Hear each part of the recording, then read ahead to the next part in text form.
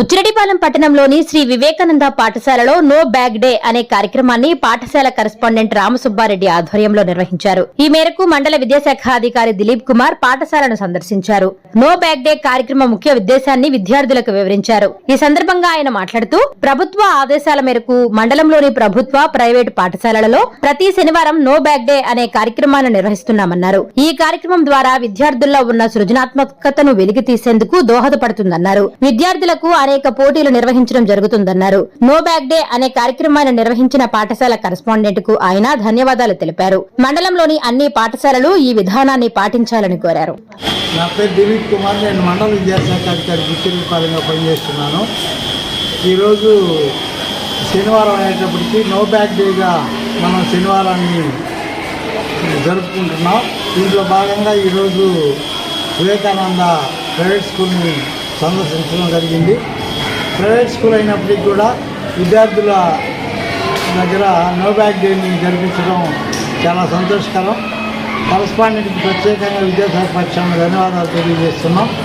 ఈ no bag day కార్యక్రమాన్ని అన్ని ప్రభుత్వ, ప్రైవేట్ పాఠశాలల్లో ప్రతి శనివారం నిర్వహిస్తూ ఉన్నాం.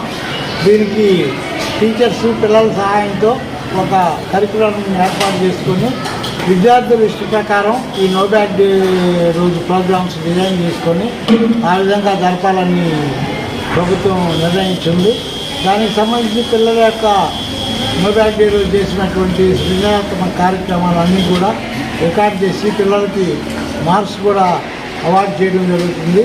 పిల్లల్లో ఉన్నటువంటి సృజనాత్మక శక్తిని వెలికి తీయడం, దాంతోపాటుగా ఆ పిల్లలు కేవలం స్టడీతో పాటు కరిక్యులర్లు, ఎక్స్ట్రా కరిక్యులర్ యాక్టివిటీస్ చేయడం వల్ల వాళ్ళ మానసిక ఆనందానికి స్కూళ్ళు పెద్దపీట వేసే అవకాశం ఉంది.